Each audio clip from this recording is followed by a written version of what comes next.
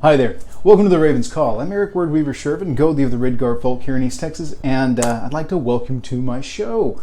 This is a show where I ramble on about different heathen-related subjects, just kind of whatever strikes my fancy at the time, lights my mind on fire. This is, big UPG warning, this is just the way I see things, okay?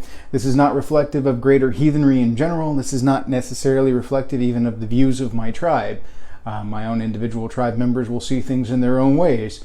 This is just simply how I see it. So take that for what it is in dealing with the rest of the channel and the show. But do understand this is just kind of my insights based on my experience and my research and my own just interpretation of the world and worldview around me. Okay? So without further ado, if you guys like what you see and you enjoy these videos, please hit subscribe down below, ding the bell. This keeps you up to date with everything that I do and kind of keeps you in the know on what's going on with my channel. It also aggregates other heathen related stuff in your news feed, so you will see more heathen things pop up on your news feed, which is great because there's some great content providers out there. If you guys aren't watching Jesse over on Midgard's Musings, highly recommend it. Check him out.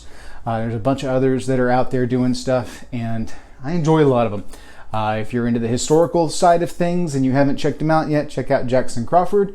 Definitely worth a look, and I don't mind plugging his stuff at all because I find him very interesting.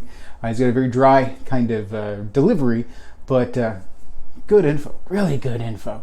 He's a professor of Old Norse studies up in Colorado and does just amazing work. So fantastic. Anyway.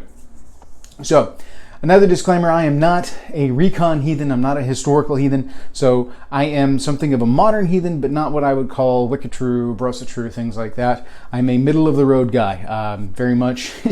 I like my roots in my foundation of tradition, and educated and fed by Orlog and history, but I also like to grow towards new things and new developments. So, I came up with this metaphor the other day that I'm a scientist and the altar is my laboratory. I am constantly trying to explore and better understand the ways to contact the gods and goddesses, the spiritual world around us, and how to improve things with regards to my folk and general heathenry. So, these videos are just a way that I get to pass a little bit of that on, that I get to share a touch of that with you guys, and that it gives me an outlet to ramble on and enjoy teaching, talking. It's something that I very much enjoy and don't always get a chance to do. So thank you guys for watching. You guys are giving me an outlet. So I appreciate that. So as long as you guys keep watching, I'm going to keep doing. Okay? So on to today's subject. Today, we're going to talk about rites of passage. I had to go back through my list on my videos because we're well over 80 at this point, which is ridiculous. I never thought we'd get to this many videos. And trying to find something in that list where I might have touched on this before, and I can't, at a cursory glance, see that I've covered this topic. So if I have, I apologize for the redundancy. I will strive not to do that again in the future. If I've touched on it in another video and have intended to come back to it, well, now we're coming back to it. So there we go. All right. Rites of passage are extremely important in any culture. And I know I've talked about this at some point in time before, but anyway, this is the time of year. I mean, it's about late May when I'm doing this particular video. Looking at the clock like I'm somehow trying to figure out what month it is. Now I'm just trying to remind myself what date it is. So it's either middle or late. It's late May. And this is the time of year where people are graduating. This is the time of year where you start to see people setting up for summer weddings. This is a time of year where you see a lot of babies born, a lot of pregnancies announced. This is a time of year where there's just a lot of new growth, a lot of new things, new beginnings and transitions. You know, we've just come off of what some would call Ostra, what I would call Livka, as for our tribe, and spring festivals, the celebration of spring, the renewal of life. And this is a time of year where those transitions really start to come to fruition, come to bloom. And we see this all around us in the world. It's an incredible thing to watch. It really is.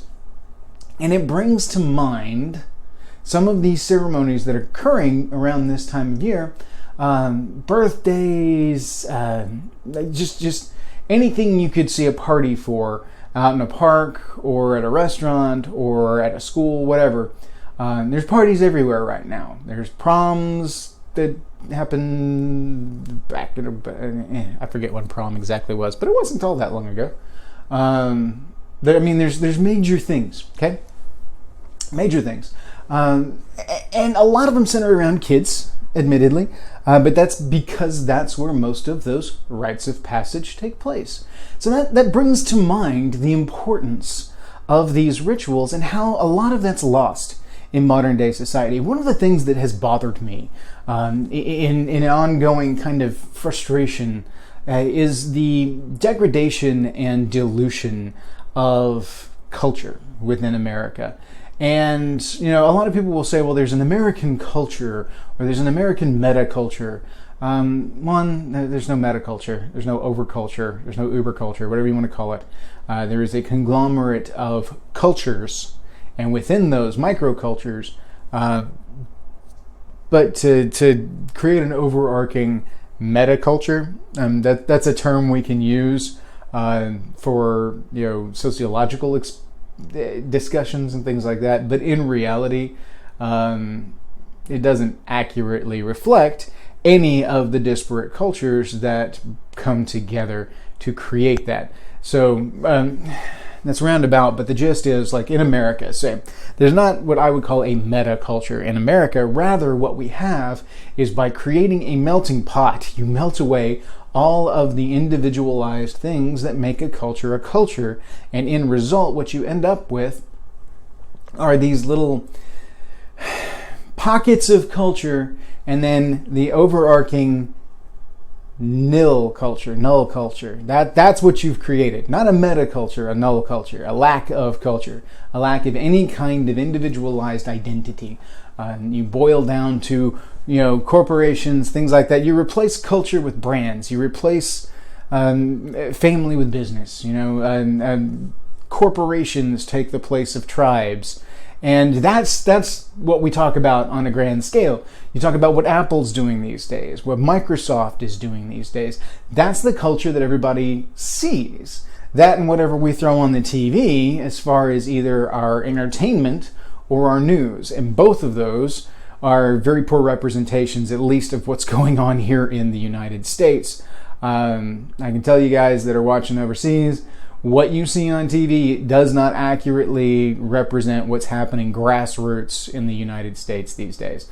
It's just not accurate. And the cultures that you see represented in this media are not reflective of the actual cultures that are taking place, that exist out here in society as a whole. In the grand scheme of the United States, this is what you get. You get broken up into little sections of town, things like, what you would refer to as the ghetto or the barrio. And what these are areas where people of similar culture will kind of band together and celebrate that culture and surround themselves with likeness so that they can enjoy their culture. And in general, America, as far as our corporate uber null culture goes, the United States tries to drown a bunch of that out and melt it away to create one kind of blobby kind of people. We are the fondue pot of culture, and that's not always a good thing because a lot of times you melt away the important parts. So that's why I love to see people look at these things and explore their cultures more fully. And I look around and I see these rites of passage that have always existed throughout history, but have been lost because of that degradation of culture. See, there is a whole reason why I went on the whole culture tirade. The loss of culture over time, the dilution of culture over time, has led to kind of a loss of these traditions, these rites of passage. Now,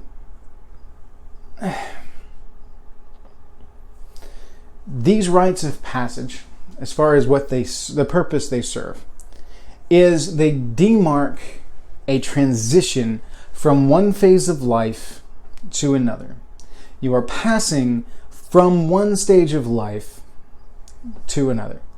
This is important because that is what the passage in rites of passage mean. Rite is literally a ritual, a tradition, a ceremony recognizing this transition. Okay, that is what a rite of passage is. Now, we've heard rites of passage throughout our lives, and usually it's watered down to some kind of, colloquialism referring to, like with the family, going hunting with dad, that first hunting trip, it's a rite of passage, and usually it's tied to that hypermasculine kind of thing. But there's a reason for that, because that's one of the few areas that rites of passage actually still exist. And it is true, that is a rite of passage. That first hunting trip with dad marks when this child progresses from baby to boy. Moms have rites of passage with their kids too. The first time they let a kid bake by themselves, the first time they take them out in public for a gathering and the kid actually interacts with the adults more than with the kids. There's all kinds of little micro rites of passage that occur. And in the olden days, back in like the days of arch heathens, you would have rites of passage that demark the transition to adulthood. Things like when you enter a war band, there would be a period of proving oneself, and then once worth is accepted, there would be an ordeal of acceptance. We see a lot of these things still, like in, the Boy Scouts, for example. The Boy Scouts maintain rites of passage because each time you progress from one level to another, be that, Tenderfoot, First Class, Life Scout, Star Scout, all of that, all the way up to Eagle. I think I inverted Star in Life. Sorry about that, guys. I was a Boy Scout, obviously. So, each of these is a rite of passage, with the final rite of passage, the acceptance into adulthood, being the completion of the Eagle Scout, and then moving on to Explorer Scouts after that, if you wanted to, whatever. And now that's specifically Boy Scouts, but it's an excellent codification of the process of rites of passage. The idea is that before the ceremony, the child is recognized as one thing, and then after the ceremony, they are recognized as something else. All right, let's take, for example, within the Boy Scouts, the progression from Life Scout to Eagle Scout. It's the last stage of the badges before you reach Eagle Scout. Eagle Scout being the big end-all be-all. Hey, you've reached it. You've arrived. Okay. Before that, before they receive their Eagle Scout, they are a Life Scout, which is seen as below an Eagle Scout. We haven't recognized there's stuff you have to do. There is an actual project you have to do where you have to give back to society. There's an interview that you have to do where you prove that you know your stuff. You have to have a certain amount of merit badges, which again are rites of passage establishing that you have completed these notable deeds. Your deeds, your knowledge and wisdom, and a final project of proving worth. Boy Scouts is an entire worthing process boiled down into a codified system, and the final progression to Eagle Scout is the acceptance of the project, which is the rite of passage, part of the rite of passage ceremony, but it is recognizing all of the work that has come before that and everything that this individual has done, weighing their deeds, weighing their worth, and saying, we recognize you.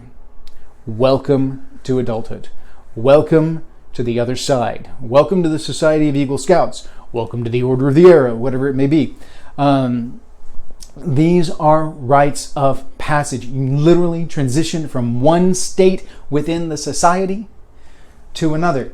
They are artificial constructs as far as the recognition of dates, times, ages, things like that. So it varies from culture to culture. What you're transitioning from one point to the other differs. Like for instance, within America, within the U.S., you see a rite of passage at the age of 18, wherein we become the legal age of majority, wherein an individual can then vote, enlist in the army, things like that. All of the adulthood kind of things you can do, except for the fact that we retain one rite of passage until the age of 21, which is going to be started on the politics behind all of it. But at 21, you get the right to drink. Again, that's another rite of passage. It's just in all of these normal day-to-day rites of passage, we've lost the ceremony of it. With the Eagle Scout, there's a ceremony, an awards ceremony, wherein you enter the ceremony, a Life Scout, you receive your badge, you are recognized, there is pomp, there is circumstance, and on the other side, boom, Eagle Scout. And that changes your status within the society at that point. That's the key point. The act of the rite of passage changes your status within the society. And it's extremely important, okay? There are certain cultures that still maintain rites of passage within a cultural context. And those are going to be things like the quinceañera within the Hispanic cultures, Latino cultures. You end up with a transition from childhood to adulthood, very similar to the bar mitzvah within the Jewish communities, wherein, again, you are recognized as transitioning from childhood to adulthood. These are major transitions. You start a child, you end an adult, There are still rites of passage that retain a certain amount of pomp and circumstance, but even these have been devalued heavily over the years because they have been so heavily secularized. If you look at graduation from high school specifically, and I'm not going to go into graduation from kindergarten, first grade, all of that. I am not a fan of those because those are minor milestones that deserve that pat on the back, a thumbs up, but you're still in progress. You're still working towards the goal. The rite of passage is graduating high school.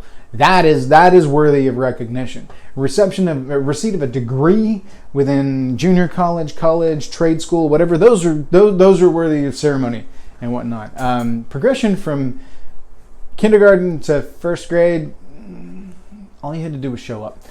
So that doesn't recognize deeds. That doesn't recognize worth. All that recognizes is you're old enough now to go up. It's a participation trophy kind of thing. They're not ready yet. Now, no offense to parents who do enjoy those kind of things. Celebrate your kids. By all means, celebrate your kids. But as far as rites of passage, it's not really a rite of passage, as it were. And they haven't really achieved something. One of the key things with the rite of passage is this person has achieved something that changes their status within the society. And the ceremony itself is a point of recognition. Graduation is something that is a proof you have completed all of this, you have proven your worth, you have proven your education level. You are now a graduate. Welcome to adulthood. That's the key thing on rites of passage heavily is welcome to adulthood, because most of them are coming of age kind of things. You deal with this idea that you are a child before, you're an adult after. We all know there's no difference between you pre-graduation and post-graduation as far as the day before and the day after. Your actual growth is more gradual than that over time. We see that, we know that, we recognize that. But your status in society is a binary thing. It's an on-off switch, okay? So you can't kind of be an adult. That's not a shades of gray kind of thing. You are, for the codification of social strata, you're either an adult or you're still in the kids section, which is where we get into a lot of issues with our mid-20s right now because we have grayed those areas. And those areas are grayed because we have removed a lot of the rites of passage that clearly denote to this individual, yes, we recognize you as an adult, and therefore we expect the obligations and responsibilities of an adult as is set out in the social contract of the culture that we exist in.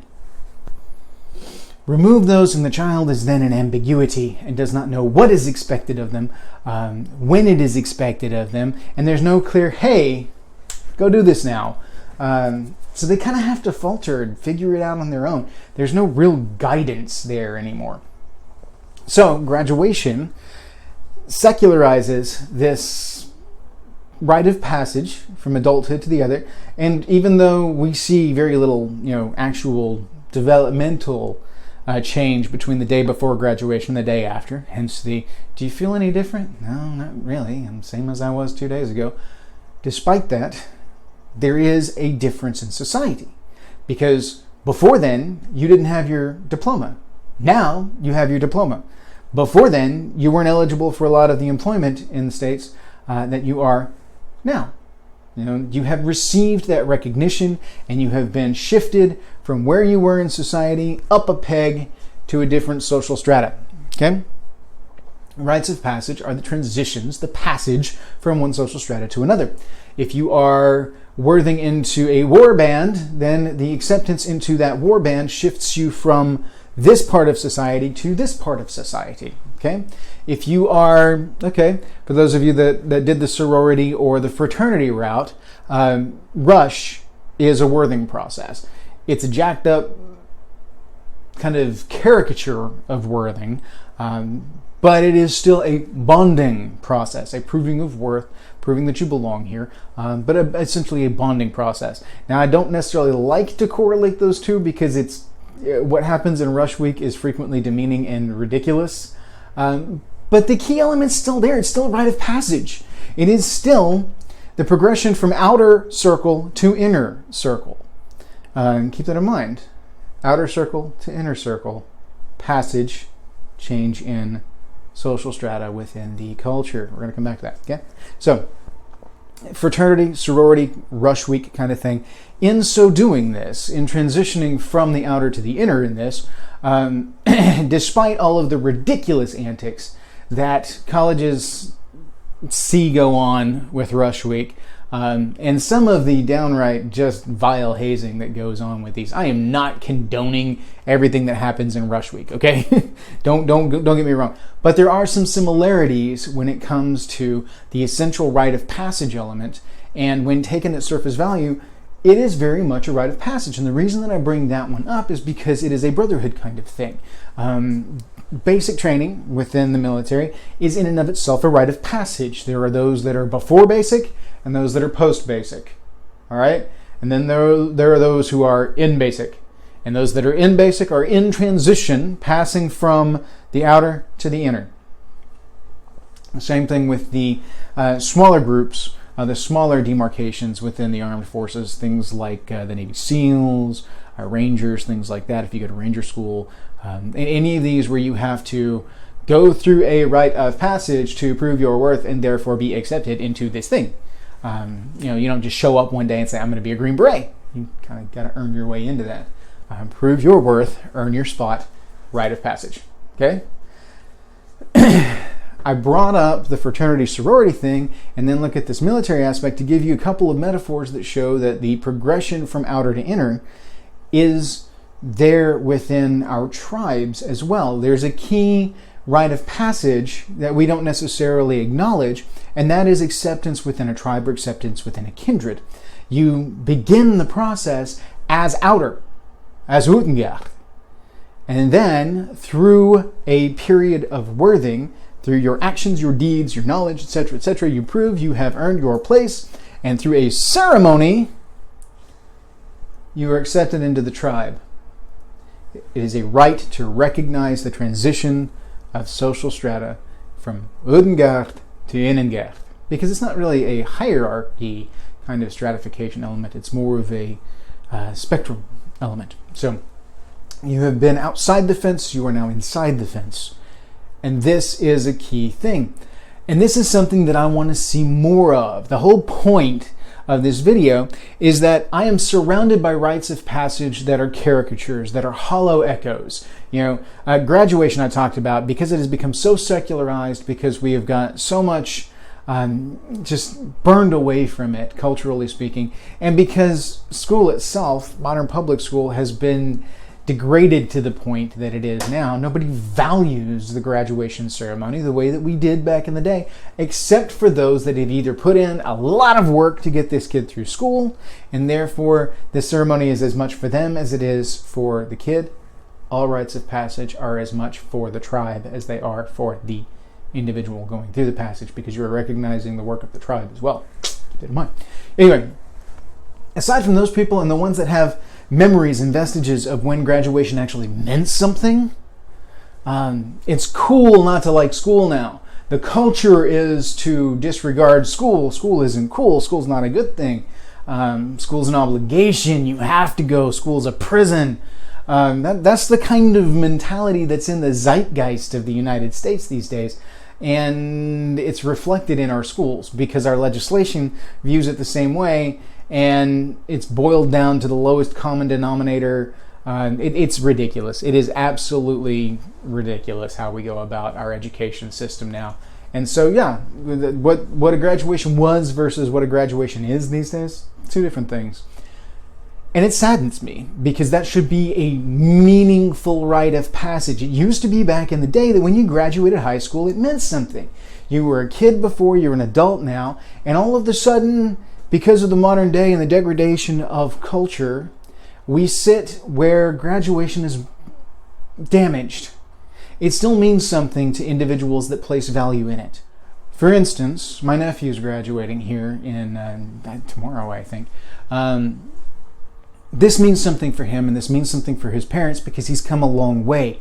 His parents are heathen. The kid has been brought up in a heathen home. He recognizes the value of rites of passage, and therefore he views graduation differently.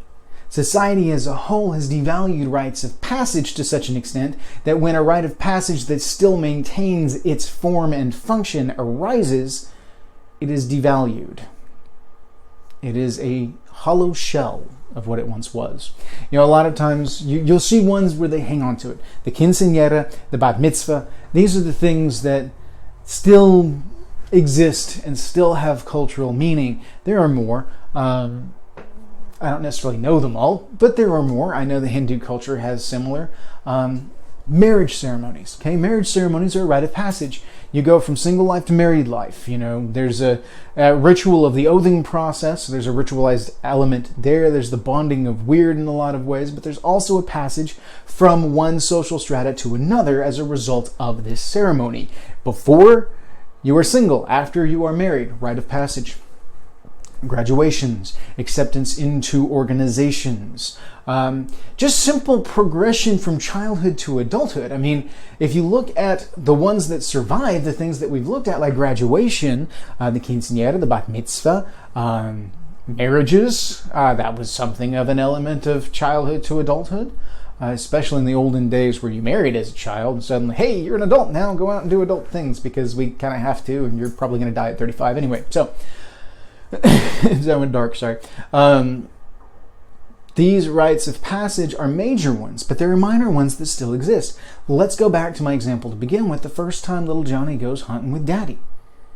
That is a meaningful rite of passage because the child passes from the kind of kid, that phase of life where he can't go do things with Dad, into this opens a whole new door as Daddy's little buddy, and we can go do things like this together. Before we couldn't, now we can, because you've proven to me through this ritual where I show you that I accept you in your progression towards adulthood. It doesn't mean that the kid is all of a sudden an adult because they went hunting with Dad, but Dad sees that little bit of manhood in the kid. Women have rites of passage. I'm not an expert on female rites of passage within heathen cultures, but I do know there are elements there, and I don't want to step on toes there. But tons of research can be done, and has been done, on rites of passage. That's not my point here. My point here is to get you looking at rites of passage and why they're important. There is a psychological element of the recognition at play within a rite of passage, because before you are ambiguous, before you know your place here, and then society, through a very formalized ritual, says, now you have progressed to this. It's clean. It's lanes. It makes sense. It's easy to codify for the brain, especially a young brain that is very concrete. Abstract thought doesn't usually kick in until the mid to late teens, sometimes early teens, depends on the development of the individual, but that's when those neurons kick on that all of a sudden are able to function with abstract ideas and thoughts that aren't necessarily easily codified. Before then, kids are very concrete. Some adults remain very concrete. It just depends on the individual. But nonetheless, the clear demarcation of transition between one social strata to another within a society, within a social contract, bears a certain amount of psychological weight. Because not only are you recognized, you know now that today I'm here, tomorrow I'm here. I am still me through all of this, but my place in society has shifted. Okay? There is that. There is a sense of accomplishment that comes from that. There is a sense of recognition that comes from that. And that's part of heathenry. Heathenry is tribal. Heathenry is kindreds, tribe, clans, all coming together and recognizing their people, building together, and being a society as a whole. For society to function, these rites of passage exist. Native Americans, I have come across a number of rites of passage that you see within there. If you look at clergy programs within any kind of organization, that's a rite of passage. You go through a training, you get a certification on the other side. If you do that route, that's a rite of passage. Birthing process into a tribe, that's a rite of passage. Doing things, and there's not enough examples there for me to pull from because a lot of them have been lost. So it's on us to begin building new ones. I know some guys who've gone out there and started building heathen scouting projects. The idea behind this being that they codify a process of rite of passage for their young men and women coming into adulthood through the tribe, to have a cultural context of transition between childhood and adulthood within their specific culture. Not within some boiled down metaculture, but specific to their tribe, specific to their kindred. It's not something that we need heathen-wide. We don't need an overarching heathen rite of passage process. Each and every tribe should develop their own rites of passage. They should choose within themselves how they recognize the progression of childhood to adulthood within the culture of their tribe, within the culture of their kindred. The reason being is because that's when it means something. That's when it has value. If it mirrors other tribes on a zeitgeist kind of level, then other tribes will recognize this as a rite of passage. If we have a rite of passage within our tribe that's similar to a rite of passage from another tribe, but it's a little bit different. In one tribe it may be the first kill of the hunt.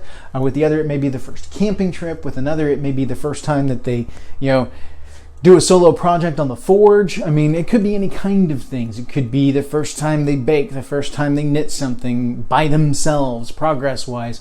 Different phases of transition, different skill sets. Because these skill sets are things that will help them in the future as adults. Recognizing these skill sets marks another step on the progression to adulthood. Way to go. Pat on the back. Here we go. Let's go. It's recognition. It's important psychologically for the individual, but it's also important for society because the culture of the tribe is affected by these rituals.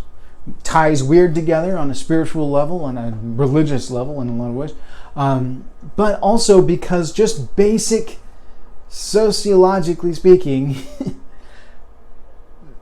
the tribe then sees before ceremony, after ceremony. There's no gray area, hedgy. Are they? They might as well be. No, they are. And because of that, they are now due a level of respect and reciprocity that we both recognize because of this ritual.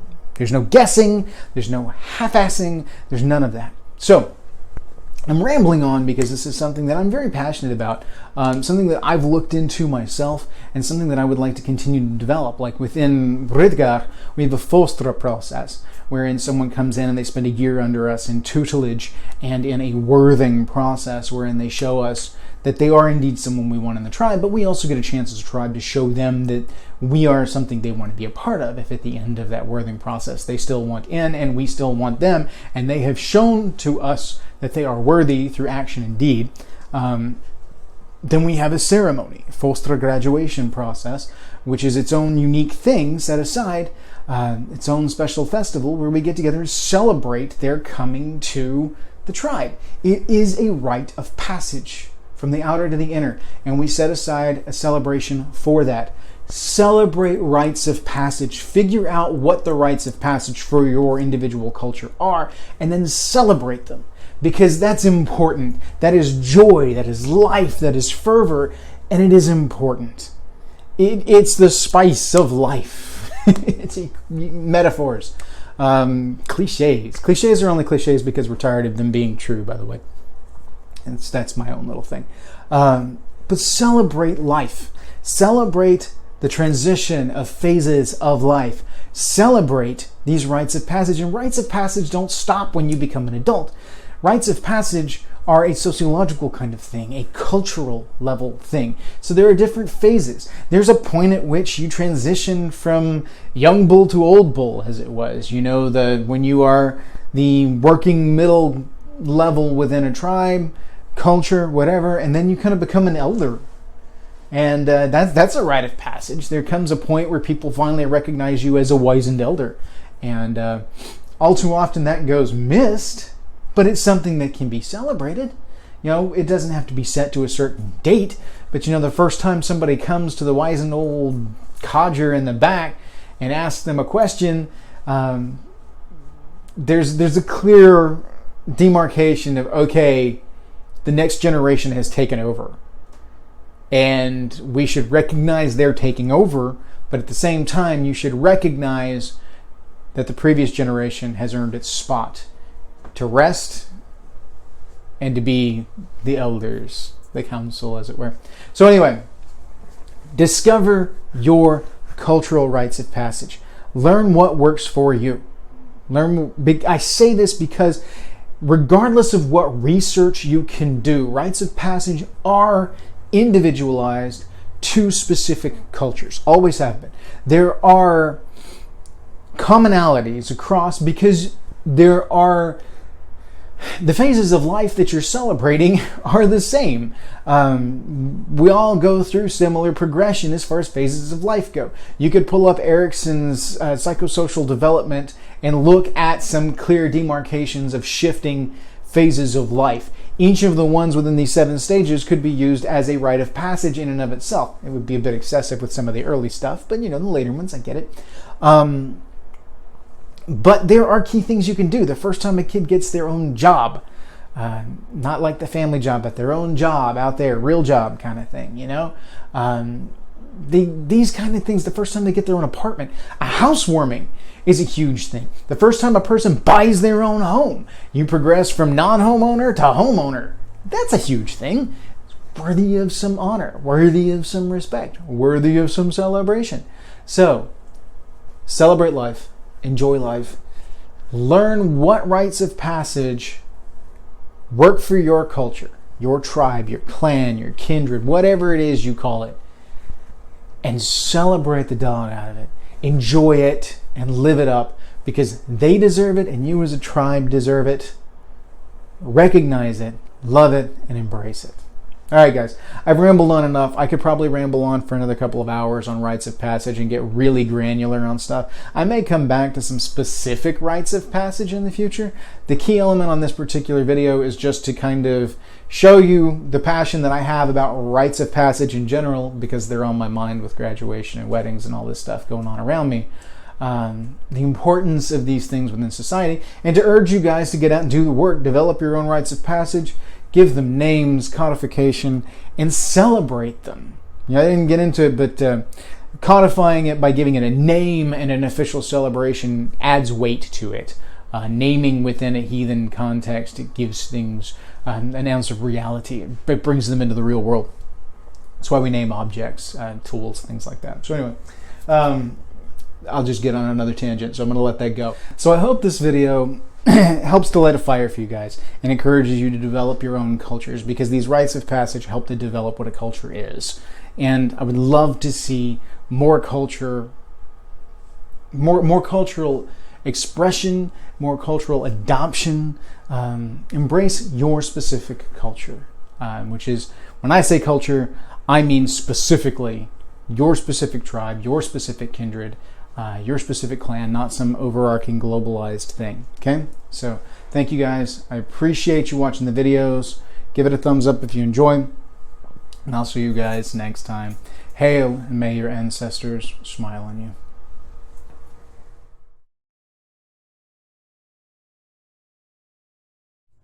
Pre-show bullshit. Trying to get the camera right. that right. Get my hair right. This is the thing about when you film like this. You don't always have the time to get all prettified. Sometimes you just kind of gotta work with what you got. And so, you do that. Work with what you got, you know? So, sometimes it's good, sometimes it sucks. And I can't always promise that I'm gonna be all spictified. Sometimes you just throw a braid in the hair and you rock along because you didn't have time this morning to handle stuff. We got kittens in the house now.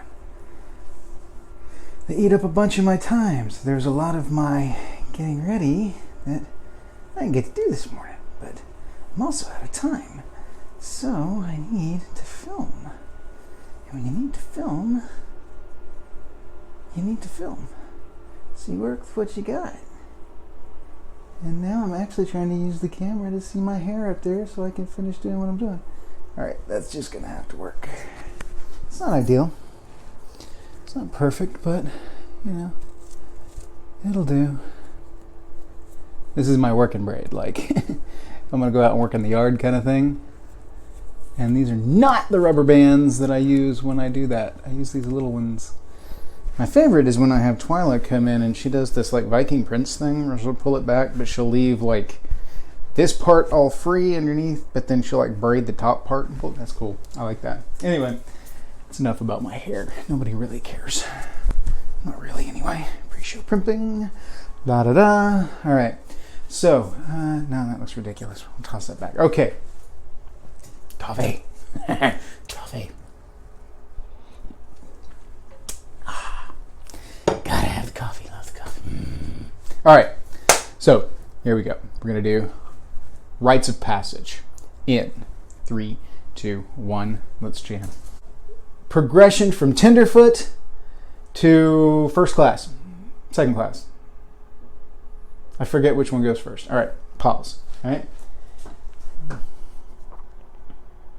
We're going to pause for a second, come back, and cut the progression from Tenderfoot to first class, because I don't remember exactly what that was. So it's first class to star. We'll do that. Ready? And now we'll do from life to eagle. In 3, 2, 1. Let's jam.